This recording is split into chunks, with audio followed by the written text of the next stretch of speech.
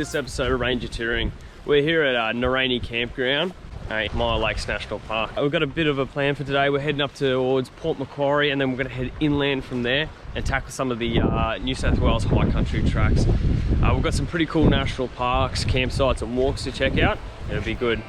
It's the Easter long weekend, so it's pretty busy, and the weather has changed. It's bloody cold here, on the water's edge, and very, very windy, but nothing will stop us from having a good time on this trip. Tune in.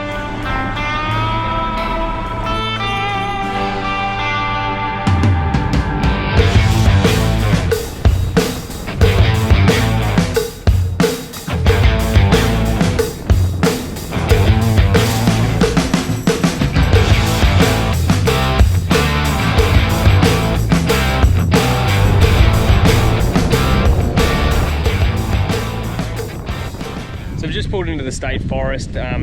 We're heading along Hastings Forest Road, and we've just pulled up about 100 metres down there and just laying the tyres down at the moment, because we now are on the dirt, and we'll be on the dirt for probably the next day and a half, which is great. So I love a bit of forward driving. We're trying to find our way to a waterfall. It's all very close out of Warchope, and you can do a lot of these tracks from Warchope. I found this track on the HEMA Top 100 rated tracks. I think it was number 15 or 16, and it pretty much suggests a route for you to take and check out things along the way. We're going to get in pretty early today, so I looked up some other stuff on Wiki Camps and have kind of gone with that as well. So should have plenty to do around here.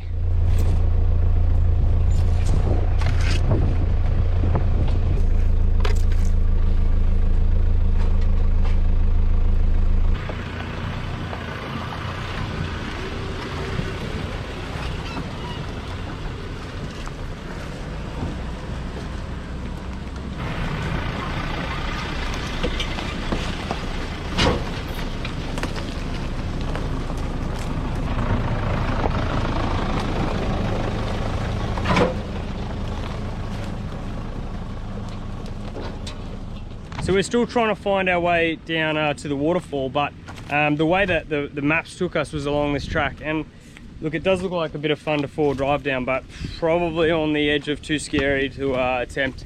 Right down towards the end there was 1.5 metre sized washouts, and I think this track has just copped a fair bit of rain and has just degraded a lot. So I mean, I can see some mud flaps over there, and there was a side of a and there was a flare down there as well. So if you have a quick look, like it's just a rock park all the way down, and it goes for another couple of 100 meters.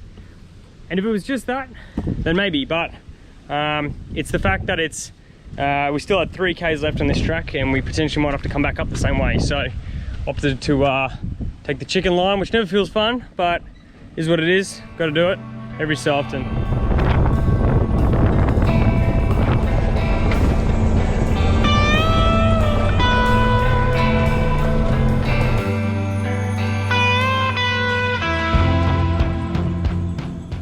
Edge in, and then we can see how it goes. So there's a muddy crossing. I'm going to put it in low, lock her on, windows up. I'm just going to edge it and see how what's underneath there, and I have poked around at it, but you know, it's always good to make sure you're not going to completely stuff it, but I'm probably going to have to spin some rubber.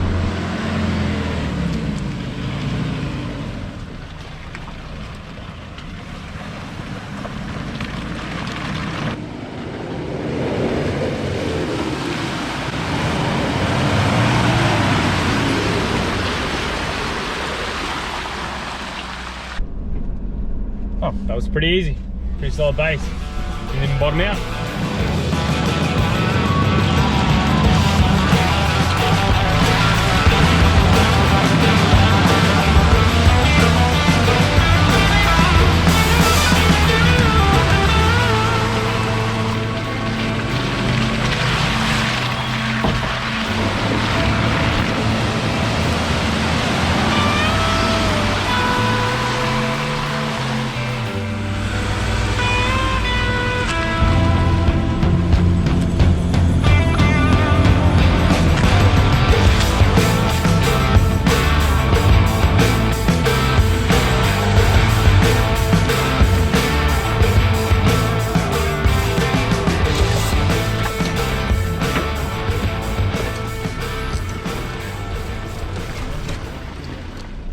working our way down the second little technical section.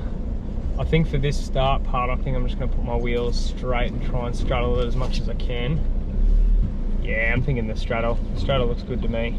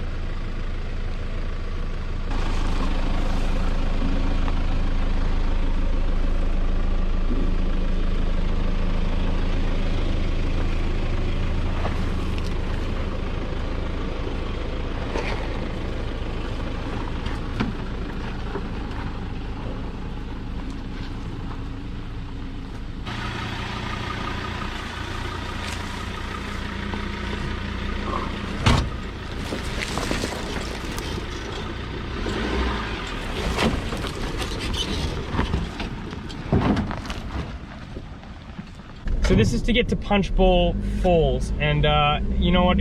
I did read the comments on WikiCamps. It did say it was a decent four-wheel drive track on the way in that last kilometre, and that is definitely correct. I've really enjoyed this. It's been a lot of fun.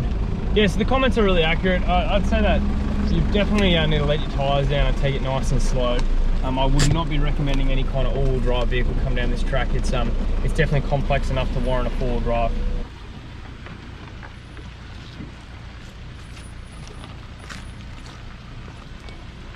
Just finished the track down to Punchbowl Falls, about maybe a K of off-roading, and then yeah, there's a little bit of area to park up. We've just left the cars there. We're going to come back and have a very late lunch, but we're now just walking the last 100 or so metres down to the waterfall. Hopefully it's worth it, because it was a long way to get here. Rain, drop of Burks.